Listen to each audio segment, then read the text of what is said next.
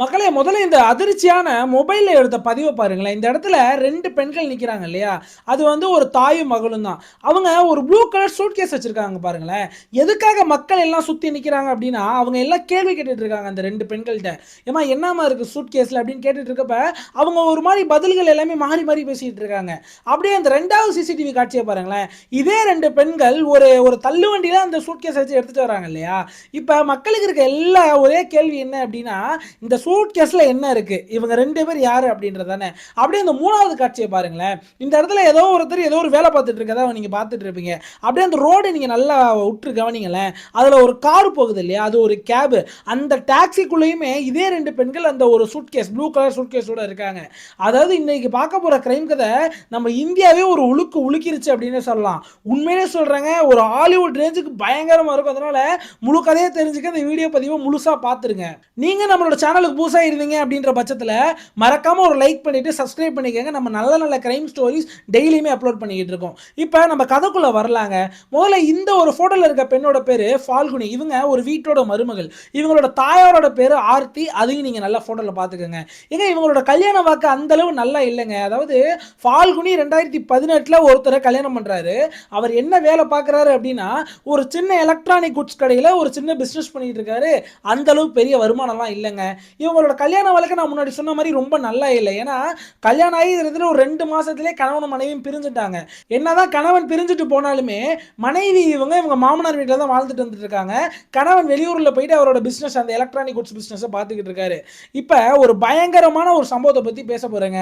கரெக்டாக பிப்ரவரி மாதம் 2025 என்ன நடக்குது அப்படின்னா, ஒரு ஆற்றங்கரை பகுதி அது ஒரு சின்ன கிராமம் தான். மொத்தமாகவே ஒரு 40-50 வீடு தான் அதில் இருக்குமா.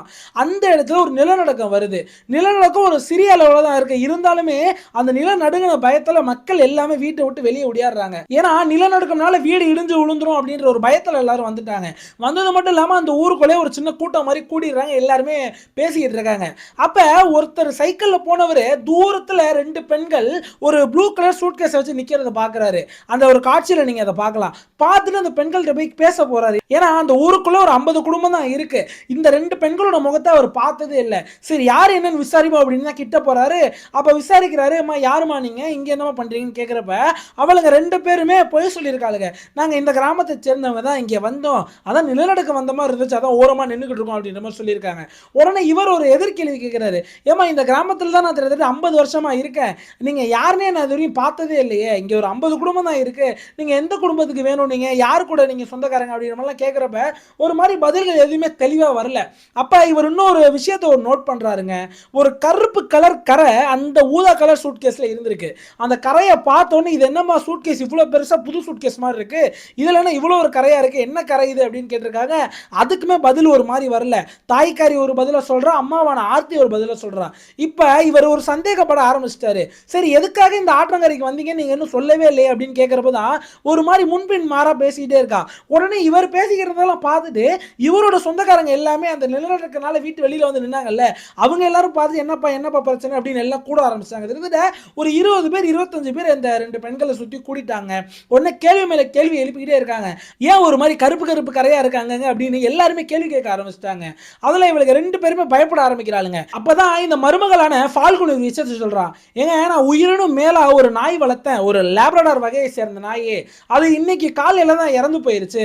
அந்த நாயை நல்ல முறையில் இந்த கங்கை ஆத்துல வந்து அடக்கம் பண்ணணும் அப்படின்ற ஒரு விஷயத்துக்காக தான் என்னோட நாயை இங்க அழைச்சிட்டு வந்திருக்கேன். அந்த ப்ளூ சூட்கேஸ்க்குள்ள நான் ஆசையை வளர்த்த நாய் தாங்க இருக்கு அப்படின்ற மாதிரி சுத்தி உள்ளவங்கள்ட்ட எல்லாம் சொல்ல ஆரம்பிக்கிறா. அப்ப எல்லாருக்கும் மிகப்பெரிய கேள்வி எழும்புதுங்க. அப்ப அந்த சைக்கிள் என்னன்னு ஒரு எதிர்கேள்வி ஒரு விஷயத்தை கேட்கிறாரு.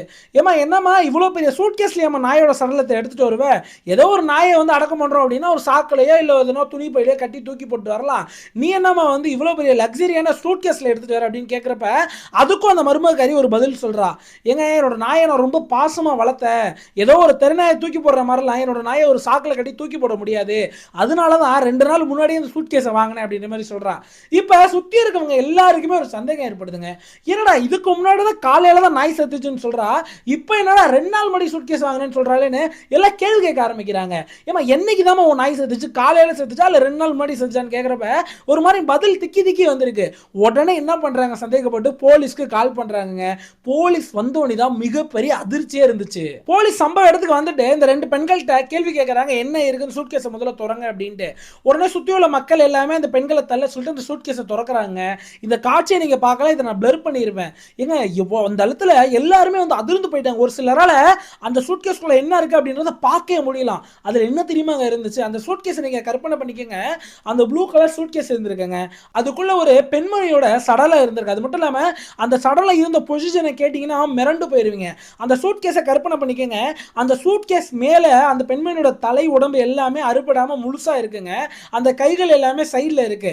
அந்த சூட்கேஸோட கீழ் பகுதி இருக்குல்ல, அதுல காலை முழுசா அந்த சூட்கேஸ்குள்ள அடைக்க முடியல அப்படின்றதுக்காக அந்த பெண்மணியோட கால்களை வெட்டி வச்சிருக்காங்க. இதுல முக்கியமான விஷயம் போலீஸ் என்ன நோட் பண்றாங்க அப்படின்னா, அந்த கால்ல உள்ள பாதங்கள் இல்ல, ரெண்டு பாதத்தையும் கட் பண்ணி வெறும் அந்த முழங்கால் முட்டிலேருந்து இடுப்புலேருந்து கீழே இருக்க முழங்கால் வரையும் மட்டும் தனியா கட் பண்ணி வச்சிருக்காங்க. ஏன்னா அந்த சூட்கேஸ்ல அந்த பாடி ஃபிட் ஆகாது அப்படின்ட்டு. இதை பார்த்து அதிர்ச்சி ஆகிறாங்க போலீஸ். உடனடியாக அந்த பாடியை போஸ்ட்மார்ட்டம் அனுப்பிட்டு இவங்களை அதே இடத்துல கேள்வி கேட்குறாங்க. ஏன் என்னமா ஏதோ லேப்ராடார் டாக் இருக்கு அப்படின்னீங்க, என்னது இது, யார் இது, எப்போ இந்த கொலையை செஞ்சீங்க அப்படின்னு கேட்டுட்டு இருக்காங்க. அப்ப யாருமே எதிர்பார்க்காத பதில் சொல்ற இந்த ஃபால்குனி சார். அதாவது இந்த பெண்மணி என்னுடைய மாமனாரோட தங்கச்சி, இவங்களோட பேரு சுமிதா, இவங்களுக்கு 50 வயசு ஆகுது. வீட்டில் நடந்த ஒரு சின்ன சண்டையில நாங்க ரெண்டு பேரும் ஒரு தள்ளு முள்ளா பண்ணிக்கிட்டு இருந்தோம். அப்ப தெரியாம அவங்க கீழே விழுந்து அவங்களோட புரடியில அடிபட்டு இறந்துட்டாங்க சார். அதனாலதான் பயத்துல என்ன பண்றதுன்னு எங்களுக்கு தெரியல. சரின்னு இவங்களை நல்ல முறையில் இந்த கங்கை ஆத்துல அடக்கம் பண்ணிடலாம்னு இவங்களை கொண்டு வந்தோம் அப்படிங்கிற மாதிரி சொல்றாங்க. அப்ப போலீஸ்க்கு மிகப்பெரிய ஆச்சரியம். ஏமா உன்னோட அதாவது உன்னோட மாமனாரோட தங்கச்சி கீழே விழுந்துட்டாங்க, தலையில அடிபட்டு இறந்துட்டாங்க அப்படின்னா நீ முதல்ல எங்க போயிருக்கணும்? ஹாஸ்பிட்டல் அழைச்சிட்டு போயிருக்கணும். முதல்ல அவங்க இறந்துட்டாங்களான்னு கன்ஃபார்ம் பண்றதுக்கு. அதுக்கப்புறம் போலீஸ் ஸ்டேஷன் வந்திருக்கணும். எதுவுமே பண்ணாம நீ பாட்டுக்கு கை காலெல்லாம் கட் பண்ணிட்டு வந்து சூட்கேஸ்ல வச்சு அடக்கம் பண்ண போறோம்னா எங்களுக்கு புரியல அப்படின்ட்டு இவங்களை அரெஸ்ட் பண்ணிட்டு இவங்களோட வீட்டுக்கு போறாங்க. இந்த ஒரு வீடு பாக்குறீங்களா நீங்க, இந்த ஒரு அறை, இதுல தான் வந்து இந்த சம்பவம் நடந்திருக்கு. அதாவது இந்த அறைக்கு போன போலீஸ் நிறைய இடத்துல இன்வெஸ்டிகேஷன் பண்றாங்க. அப்ப அந்த ஒரு அறையில என்ன நோட் பண்றாங்க அப்படின்னா, இது ஒரு வாடகை வீடுங்க, முதல் மாடியில இருக்கு. அந்த அறை ஃபுல்லா அங்கங்க இந்த இறந்து போன சுமிதா அவர்களோட அந்த உடல் பாகங்கள், அதாவது பாகங்கள்னா பாகங்கள் கிடையாது, அவங்களோட தோல் பகுதிகள், அவங்களோட ரத்தம், இந்த மாதிரி விஷயங்கள் அந்த ரூம்ல இருந்திருக்குங்க. அது எல்லாத்தையுமே நோட் பண்றாங்க. ரெண்டாவது விஷயம், பெரிய பெரிய கத்தியும் அங்க இருந்திருக்கு. இன்னொரு விஷயம், அங்க இன்னும் 2 எக்ஸ்ட்ரா சூட் கேஸ் இருந்திருக்கு. ஸோ இதெல்லாமே கலெக்ட் பண்றாங்க. இதெல்லாம் கலெக்ட் பண்ணிட்டு இருக்கப்ப இவளுக்கு சொல்றது எல்லாம் பொய் அப்படின்றது தெரிய வருது. இது ஏதோ தள்ளுமுள்ள நடந்த விஷயங்கள்லாம் கிடையாது, இது ஏதோ ஒரு ப்ரீ பிளான்டு மர்டர் அப்படின்றத போலீஸ் தெளிவாக நோட் பண்றாங்க. இதெல்லாம் நோட் பண்ணிக்கிட்டு இருக்கப்பயே இந்த சைடு போஸ்ட்மார்ட்டம் ரிப்போர்ட் வருதுங்க. இதுல தான் மிகப்பெரிய அதிர்ச்சி. போஸ்ட்மார்ட்டம் ரிப்போர்ட்ல என்ன சொல்றாங்க அப்படின்னா, இந்த சுமிதா அப்படின்றவங்க இறக்கறதுக்கு முன்னாடியே இவங்களோட கை கால்கள் முறிக்கப்பட்டிருக்கு. இன்னொரு முக்கியமான விஷயம், இவங்களோட தலையை ஏதோ செவுத்துலையோ இல்ல ஏதோ ஒரு பாறையிலையோ மோதி இருக்காங்க. அதுவுமே கிட்டத்தட்ட ஒரு 72 தடவைக்கு மேல மோதி இருக்க வாய்ப்பு இருக்கு அப்படின்றது தெரிய வருது. இன்னொரு அதிர்ச்சியான விஷயம், போஸ்ட்மார்ட்டம் ரிப்போர்ட்ல என்ன சொல்றாங்க அப்படின்னா, இந்த சுமிதா அப்படின்றவங்க இறந்து கிட்டத்தட்ட 48 மணி நேரம் இருக்கலாம் அப்படின்றத சொல்றாங்க. அப்ப கிட்டத்தட்ட 2 நாள் இவங்களை கொன்னு இவங்களோட பாடியை வீட்டிலேயே வச்சிருந்து அதுக்கப்புறம் தான் அந்த ஆற்றங்கரைக்கு எடுத்துட்டு வந்திருக்காளுங்க. போலீஸ் இது எல்லாமே நோட் பண்ணிட்டு அங்க உள்ள வரிசை சிசிடிவி ஃபுட்டேஜ் எல்லாத்தையும் பாக்குறாங்க. இந்த காட்சியை பாருங்களேன், எவ்வளவு மெதப்பா அப்படியே தள்ளிட்டு வரா பாருங்க ஒரு காட்டுல வச்சு.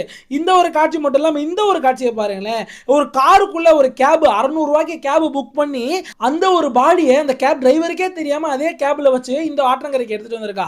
இது எல்லாத்தையும் பார்த்துட்டு தான் பயங்கரமா பிளான் பண்ணியிருக்காங்க அப்படின்னு போலீஸ்க்கு தெரிய வருது.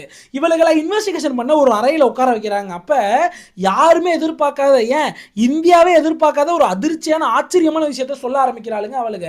அதாவது சம்பவம் என்னைக்கு நடந்திருக்கு அப்படின்னா, பிப்ரவரி 25ஆம் தேதி 2025ங்க. அன்னைக்கு காலையில வழக்கம் போல ஆர்த்தியும் ஆர்த்தியோட மகளுமான அந்த ஃபால்குனி 2 பேருமே தன்னோட மாமனார் வீட்டில் தான் இருந்திருக்காங்க. அந்த மாமனார் வீட்டில் இன்னொருத்தவங்களும் அங்கே இருந்திருக்காங்க. யார் அப்படின்னா, அவங்களோட மாமனாரோட தங்கச்சி, அவங்களோட பேர் தான் சுமிதா, 50 வயசு. இந்த சுமிதா அப்படின்றவங்களை நீங்க நல்லா தெளிவா புரிஞ்சுக்கணுங்க. அதாவது இவங்களுக்கு எக்கச்சக்க பணம் இருக்குங்க. அவங்க வந்து பயங்கரமான பணக்காரி, ஏகப்பட்ட லேண்ட்ஸ், ஏகப்பட்ட வீடுலாம் இருக்கு. இவங்களோட பேங்க் அக்கௌண்ட்ல ஒரு கணிசமான அளவுல அமௌண்ட்டும் இருக்கு. இது எல்லாமே இந்த ஆர்த்திக்கும் ஃபால்குனிக்கும் தெரிய வருதுங்க. இந்த ஆர்த்திக்கும் ஃபால்குனிக்கும் அந்த பணத்தை எப்படியாவது பறிச்சிடணும் அப்படின்ற எண்ணம் முதல்ல இருந்தே இருந்திருக்கு. இவங்க மாமனார்ட்ட என்னன்னு சொல்லி இங்க குடியில இருக்காங்க அப்படின்னா, உங்களோட பையன் தான் என்னோட மகளை விட்டு போயிட்டாரு, எங்களுக்கு யாருமே இல்ல, நீங்க தான் பாத்துக்கணும் அப்படின்னு அந்த மாமனார் வீட்டிலே வாழ்ந்துகிட்டு இருக்காங்க. யாரு? இந்த ஃபால்குனி ஆர்த்தியும். இவங்க என்ன பிளான் பண்றாங்க, சுமிதாவை போட்டு தள்ளிட்டு அவள இருக்க பணம் நகை எல்லாத்தையும் நம்ம திருடிடலாம் அப்படின்ற ஒரு கேவலமான எண்ணத்துக்கு வராளுங்க. அதனால அந்த 25ஆம் தேதி 2025 பிப்ரவரியில் என்ன செய்யறாளுங்க அப்படின்னா, காலங்காத்தால எந்திரிச்சதுல இருந்து அந்த சுமிதாவை போட்டு அவ்வளவு டார்ச்சர் பண்றாங்க. அன்னைக்கு அந்த வீட்டுல மாமனார் இல்லையா. இதுல என்னடா டார்ச்சர்னு சொல்றே, என்ன பண்ணாங்கன்னு தெளிவா சொல்லுடா அப்படின்னா, எங்க ஒரு சில போலீஸ் ரிப்போர்ட்ஸ்ல எதுவுமே மென்ஷன் பண்ணப்படலைங்க. லோக்கல் ரிப்போர்ட்ஸ்ல ரொம்ப கேவலமான விஷயங்கள் மென்ஷன் பண்ணியிருக்காங்க. அதை நான் யூடியூப்ல சொல்ல விரும்பல. அது அன்வெரிஃபைட் நியூஸ். இந்த வெரிஃபைட் போலீஸ் ரிப்போர்ட்ஸ்ல வெறும் டார்ச்சர் செய்யப்பட்டதா மட்டும் தான் எழுதியிருக்காங்களே தவிர என்ன செஞ்சு டார்ச்சர் பண்ணாங்க அப்படின்றது தெரியல. ஆனா அதுக்கப்புறம் தெளிவா இருந்திருக்காங்க. அந்த ஒரு டார்ச்சர்ல இந்த சுமிதா அப்படின்றவங்க அன்கான்சியஸ் போயிடுறாங்க. உடனே இந்த புள்ளக்காரியும் தான் அம்மாக்காரியும் என்ன திரும்ப செஞ்சிருக்காங்க, இவங்களை தரன்னு இழுத்துட்டு போயிட்டு செவுத்துல வச்சு அவங்க தலையை திருத்திட்ட 72 தடவை வரை செவுத்திலே வச்சு மோதிருக்காளுங்க. அதுலயே அவங்களோட உயிர் போயிருக்கு. இந்த மாதிரி மோதிட்டு இருக்கப்பயே ஒருத்தி காலை முறிச்சிருக்கா, கைகளை முறிச்சிருக்கா. முறிச்ச அப்புறம் திருத்திட்டு 48 மணி நேரம் இந்த ஒரு பாடி அதே வீட்டிலே வச்சிருந்திருக்காளுங்க. இன்னொன்னு போலீஸ் முக்கியமான ஒரு விஷயத்தை கண்டுபிடிக்கிறாங்க. இந்த சம்பவம் நடக்கிறதுக்கு 2 நாள் முன்னாடி சுமிதா அவர்களோட டெபிட் கார்டோட பின்னு சேஞ்ச் ஆகிருக்கு. அந்த பின்னு சேஞ்ச் ஆன அப்புறம் என்னென்ன டிரான்சாக்ஷன் பண்ணியிருக்காங்கன்றதை தெளிவாக நீங்கள் புரிஞ்சுக்கணுங்க. இவளுக்கு 2 பேர் என்ன தெரியுமா பண்ணியிருக்காங்க, இந்த சுமிதாவோட கார்டை இவங்க இறக்கிறதுக்கு 2 நாள் முன்னாடி எடுத்துட்டு போயிட்டு அந்த கார்டில் பின்லாம் சேஞ்ச் பண்ணிட்டு அந்த ஒரு சேஞ்ச் பண்ண பின்னை வச்சு பணத்தை எடுத்திருக்காங்க. கிட்டத்தட்ட 50,000 ரூபாய் வரை எடுத்து அந்த ஒரு பணத்தில் நகைகள் எல்லாமே வாங்கியிருக்காளுங்க. நகைகள் மட்டும் வாங்கினதும் இல்லாமல் ட்ராலி பேக்ஸ் 2 வாங்கியிருக்காளுங்க. பெரிய கத்தி எல்லாம் வாங்கியிருக்காளுங்க. வாங்கிட்டு தான் இந்த ஒரு சம்பவத்தை செஞ்சிருக்காளுங்க. செஞ்ச அப்புறம் இவங்களோட பாடி அந்த ஒரு சூட்கேஸ்ல ஃபிட் ஆக மாட்டேங்குது அப்படின்றதுனால கால்களை 2 அறுத்து அந்த கால்களை சூட்கேஸ்க்குள்ள ஃபிட் பண்ணிட்டாளுங்க. அப்பயுமே அந்த கால் முழுசா ஃபிட் ஆகாததுனால கால் பாதத்தை மட்டும் தனியா கட் பண்ணி பாதத்தை ஒரு பிளாஸ்டிக் கவர்ல வச்சு கட்டி பக்கத்துல உள்ள குளத்துல தூக்கி எறிஞ்சிருக்காளுங்க. இதெல்லாம் கேட்கறப்ப போலீஸ் மேலும் மேலும் அதிர்ச்சி ஆகிட்டே இருக்காங்க. இந்த விஷயம் இன்வெஸ்டிகேஷன் நடந்துகிட்டு இருக்கப்பயே ஃபாரன்சிக் டீம் போலீஸ்க்கு அழைப்பு வருது. இதுல போலீஸே இன்னும் என்னென்ன கொடுமைகளாண்டா நான் கேட்கணும் அப்படின்ற மாதிரி ஃபீல் பண்றாங்க. அதாவது ஃபாரன்சிக் டீம் என்ன சொல்றாங்க அப்படின்னா, இதை 2 பெண்கள் செய்யறதுக்கு சாத்தியமே கிடையாது. அது பெண்களோட ஹைட் வெயிட் எல்லாம் வச்சு பார்க்கறப்ப இவ்வளவு ஃபோர்ஸ் கொடுத்து கால்களை துண்டிக்க வாய்ப்பே கிடையாது. அதனால இதுல ஏதோ ஒரு ஆண்மகனோட ஒரு விஷயம் சம்பந்தப்பட்டிருக்கலாம்.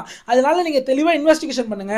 இன்னொரு விஷயத்தையும் சொல்றாங்க, இவங்களோட மாடி ரெண்டல் ஹவுஸ், அதாவது முதல் மாடி நான் முன்னாடியே சொல்லியிருந்தேன்ல, அந்த மாடியில இருந்து இந்த ஒரு பாடி அவங்க கீழே எடுத்துட்டு வரதுனால இவங்க 2 பேரால முடியாது. இவங்க 2 பேரும் அவ்வளவு வீக்கா இருக்காங்க. இதுல ஒரு ஆண் துணை கண்டிப்பா இருக்கு. அதனால தெளிவா போலீஸ் இன்வெஸ்டிகேஷன் பண்ணணும் அப்படின்றத போலீஸ்க்கு வலியுறுத்துறாங்க. சரின்னு போலீஸ் அங்க உள்ள லோக்கல் உள்ள மக்கள் எல்லார்ட்டையுமே விசாரணை மேற்கொள்றாங்க. அப்ப அந்த மக்கள்கிட்ட இருந்து கிடைச்ச விஷயம் என்ன அப்படின்னா, இந்த ஃபால்குனி அப்படின்றவங்களுக்கு எவனோ ஒருத்தனோட தொடர்பு இருக்குது உண்மை அப்படின்றது தெரிய வருது. ஆனா இன்ன வரையுமேங்க ஒரு கால் ரெக்கார்ட்ல அவனோட பேர் கிடையாது. அவன் பேரே நிறைய தெரியல. அவன் யாரு அப்படின்றது தெரியல. அவனோட போட்டோகிராஃப் கிடைக்கல. அவனோட எந்த ஒரு சிசிடிவிலையும் பதிவாகல. போலீஸ் இன்னுமே அவனை தேடிட்டு இருக்காங்க. ஒரு தெளிவான விஷயமே கிடைக்கல. இவளுகளை இந்த சைடு அரெஸ்ட் பண்றாங்க. இப்ப 2026 வருதா, இப்ப இந்த ஒரு கேஸோட என்ன அப்டேட் அப்படின்றத நான் உங்களுக்கு கொடுத்துட்றேங்க. இன்ன வரையுமே தீர்ப்பதுக்கு வழங்கப்படவில்லை. இதுதான் ஒரு நிதர்சனமான உண்மையே. இதுல ஒரு அதிர்ச்சியான கேவலமான விஷயத்தை நீங்க கேட்டாகணும். இவளுக்கு 2 பேருக்கு வாதாடின வக்கீல் பெயிலுக்கு கோர்ட்ல கேட்கிறாரு. என்னன்னு தெரியுமா சொல்லி பெயில் கேட்கிறாரு, ஏங்க இந்த ஆர்த்தி அப்படின்றவங்களுக்கு வயசாகிட்டே போகுது.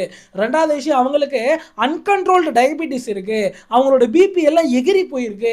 இவங்க இதே நிலைமையில ஜெயில கஸ்டடியில் இருந்தாங்க அப்படின்னா கண்டிப்பா உயிருக்கு எதனா ஆபத்து வந்துடும். அதனால கனம் கோட்ராரர் அவர்களே இவங்களுக்கு பெயில் கொடுங்க அப்படின்ற மாதிரி கேட்டிருக்காரு. ஏன்னா எவ்வளவு கேவலன்ற பாருங்க. ஒரு சுமிதா 50 வயசு ஒரு லேடி எவ்வளவு கொடூரமா கொலை பண்ணியிருக்காங்க. அவளுக்கு போய் இப்படி ஒரு கேவலமான ஒரு இதை சொல்லி பெயில் வாங்கணும் அப்படின்றத யோசிப்பீங்களே.